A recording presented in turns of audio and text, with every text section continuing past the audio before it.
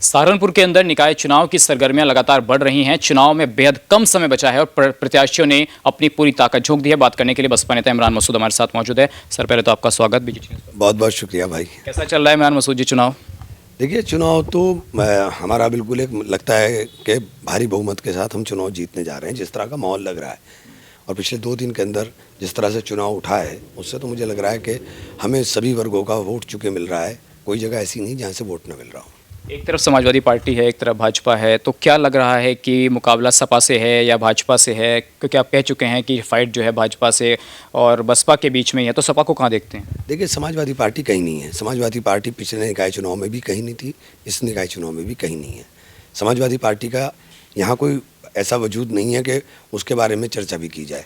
लड़ाई सीधे भारतीय जनता पार्टी के साथ है। जिस समीकरण को आप बनाने की बात कर रहे हैं इमरान मसूद जी, अगर हम 2019 का लोकसभा चुनाव देखें, सहारनपुर के अंदर तो समीकरण कामयाब हुए थे। क्या एक बार फिर वो समीकरण कामयाब होंगे? क्योंकि लोगों का ये भी आरोप है कि बहन जी 4 बार मुख्यमंत्री रह चुके हैं, तब ये चीज़ें नहीं चली, तो यहाँ कैसे चलेंगे अभी? देखिए, ये समीकरण तो कामयाब हो गया। आज का बहन जी का ट्वीट भी आप देख लीजिए। बहन जी ने 64% टिकट हम लोगों को दिए हैं। 17 में से 11 मेयर के टिकट भी हमें दिए हैं। तो ये समीकरण तो बहन जी ने जो बनाया है, समीकरण पूरी तरह से सुपर हिट है और सुपर हिट ही रहेगा इंशाल्लाह। तो ये भी कह रहे थे कि कुछ लोग के देखिए जानबूझ के समाजवादी पार्टी को हराने के लिए मुस्लिमों को मायावती जी ने टिकट दिए हैं, तो ऐसा आरोप भी आपके ऊपर लग रहा है कि जानबूझकर एक विशेष पार्टी के लिए काम कर रही हैं। समाजवादी पार्टी के ऊपर कोई पेटेंट हो गया मुसलमान का? बहुत वोट देकर देख लिया समाजवादी पार्टी को। समाजवादी पार्टी को इतना वोट डाल करके देख लिया और नतीजा ज़ीरो आया। सरकार की ज़रूरत बनाने की सबसे ज़्यादा हम लोगों को थी कि सरकार बने जिससे जो हमारे ऊपर सख्तियाँ हैं वो सख्तियाँ कुछ कम हों।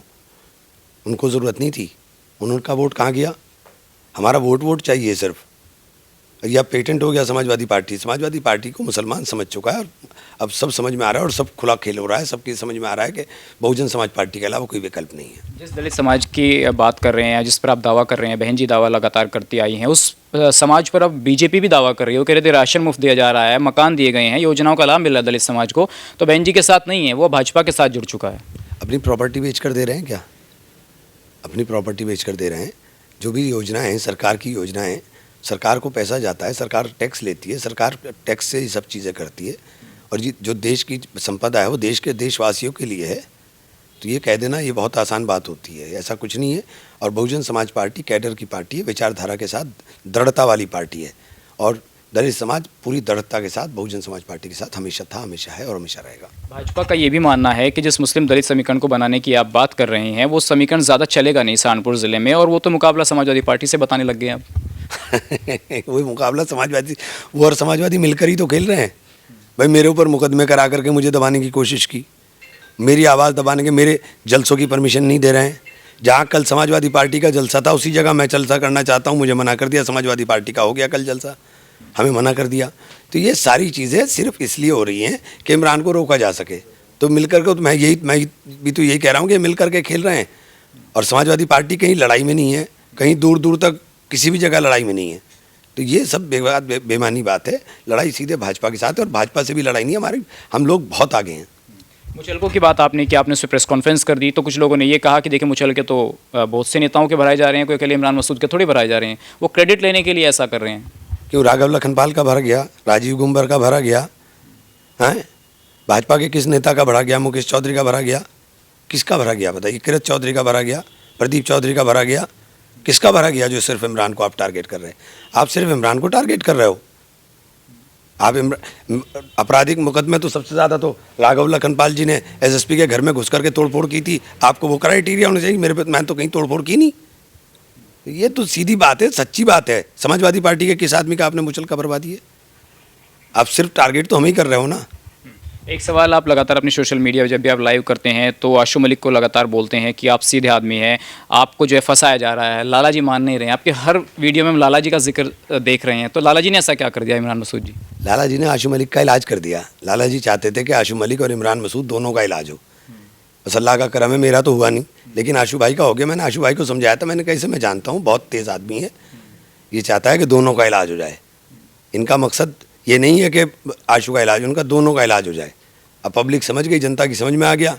आशू भाई सीधे आदमी थे, उनकी समझ में 13 तारीख को आएगा, अभी नहीं आया, 13 तारीख को आ जाएगा कि आशू मलिक साहब का इलाज ही कर दिया उन्होंने। लाला जी को क्या फ़ायदा है दोनों का इलाज करके? वो सियासत करना चाह रहे हैं सहारनपुर में, जिसको कंधे पर बैठा के आप कह रहे हैं मैंने विधायक बनाया, तो आपके बिना चल जाएंगे या आशू भाई की? मेरे बिना विधायक के का चुनाव लड़े थे, ज़मानत जब्त हो गई थी, तो ये कहना बहुत आसान है। जब मेरे बिना लड़ाई, जो उनसा चुनाव मेरे बिना लड़े उसमें ज़मानत जब्त हो गई थी, और आगे भी चुनाव लड़ करके देख लें। लेकिन मैं बता रहा हूँ ना कि उनका मकसद ये है कि दोनों का इलाज हो, उन्होंने कर दिया। एक का तो हो गया, दूसरे का अल्लाह का शुक्र है जनता साथ है, इसलिए उन्हें नहीं दिया। विधायक जी ने कहा कि आप ही बेवफा हो गए हैं, लाला नहीं लैला बेवफा हो गई है। अब वो बेचारा ऐसी बातें करेगा, उसके पास जितनी अकल है वो उतनी तो बात करेगा, वो ऐसी बात करेगा, 13 तारीख को उसकी सब समझ में आ जाएगा। वो दोस्त है हमारा, सीधा आदमी है। मैं तो कहा ना, मेरी 15 साल से दोस्ती है, सीधा आदमी है बहुत, मैं जानता हूँ उसे अच्छी तरह से, सीधा आदमी है। अच्छा, एक सवाल ये भी है कि जिस तरीके की बयानबाजियां हो रही हैं, इसमें जातिगत तड़का भी लग रहा है, खासकर मुस्लिम समाज में, कि अपने अपने समाज की बात हो रही है। क्या इमरान मसूद के अंदर डर है कि जिस जाति से समाज से आते हैं, आशू मलिक को कह रहे हैं कि देखिए ओबीसी को पनपने नहीं दे रहे हैं इमरान मसूद? मुसलमान मुसलमान होता है। क्या मुसलमान के ऊपर लाठी चलाते हुए पुलिस ने कभी ये फ़र्क किया कि ये ओबीसी है, इसके ऊपर लाठी नहीं चलेगी, या ये फ़लानी बिरादरी का, इस पर लाठी नहीं चलेगी, ये फ़लानी? जब पुलिस की लाठी चलती है या पुलिस के मुकदमे लिखे जाते हैं, जब वो जुल्म की बात होती है, तो जुल्म जाति देख कर नहीं होता, जुल्म सिर्फ शनाख्त करके होता है, पहचान कर करके होता है। आपने ये भी कहा कि खाता खेड़ी में ही हो, खाता खेड़ी में ही ख़त्म हो जाओगे, तो ऐसा वो लगा रहे हैं कि देखिए समाज को टारगेट किया जा रहा है। नहीं नहीं, उनका चुनाव, मैं ये कह रहा हूँ, मैं टारगेट नहीं कर रहा हूँ, मैं तो बता रहा हूँ कि उनका चुनाव कातागिरी से शुरू होता है और इस पे मंडी समिति रोड पे ख़त्म हो जाता है, क्योंकि वो सिर्फ चुनाव यहीं लड़ रहे हैं। उनका मकसद लड़ना नहीं है, उनका मकसद सिर्फ इमरान को नुकसान पहुँचाना है। उनका मकसद, उन्हें पता है अच्छी तरह से, वो चुनाव में कहीं नहीं है, लेकिन वो सिर्फ नुकसान पहुँचाने के लिए। इमरान मसूद जी, मेरे 2-3 अंतिम सवाल हैं। एक सवाल बड़ा महत्वपूर्ण ये है कि भाजपा के ऊपर जिस तरीके से मशीनरी का दुरुपयोग का आरोप हमेशा से विपक्ष लगाता है, आपको लगता है कि इस चुनाव में कुछ ऐसा डर इमरान मसूद को है जो वो आंकड़ा 2 लाख के पार बता रहे हैं, क्या उस आंकड़े में कोई मशीनरी की एंट्री हो सकती है? देखिए, मैं इसीलिए कह रहा हूँ कि लोगों को वोट डालें, अपने सारे कागज़ तैयार रखें, अपना वोट का इस्तेमाल करें। ये आपको अधिकार बाबा साहब भीमराव अम्बेडकर का दिया हुआ है, इस अधिकार का इस्तेमाल करें। वोट से ही आपकी ताकत, और वोट इतना ज़्यादा डालेंगे ये बेईमानी भी ना कर पाएँ, ये चाहकर भी बेईमानी ना कर पाएँ। जब एक तरफा दिखाई देगा फिर ये बेईमानी नहीं कर पाएंगे। इसलिए कह रहा हूँ कि हम लोग अगर अपना पूरा वोट इस्तेमाल कर लेंगे, तो हमारा नारा इस बार है, अब की बार 1 लाख बार। फिर आप कहेंगे कि देखिए मुस्लिम समाज के जो मोहल्ले हैं वहाँ पर पुलिस वोट डालने नहीं दिए जा रहा है, जैसे आपने आज़म खान के केस में देखा, अब्दुल्ला आज़म वाले मामले में देखा, कहीं ऐसा आरोप या इस तरीके की बातें तो नहीं आएंगी? आरोप तो आप खुद देखेंगे, आरोप लगाना तो आप, अगर नहीं होगा तो क्यों कहूँगा, अगर होगा तो आज़म साहब के सामने हुआ ना, आज़म साहब के मामले में क्या नहीं हुआ? लाठी पुलिस को चलाते हुए सारी दुनिया के अंदर मीडिया ने दिखाने का काम किया। मीडिया का काम क्या है? अगर लाठी चलेगी तो आप दिखाओगे, मुझे उम्मीद है कि नहीं चलेगी शायद।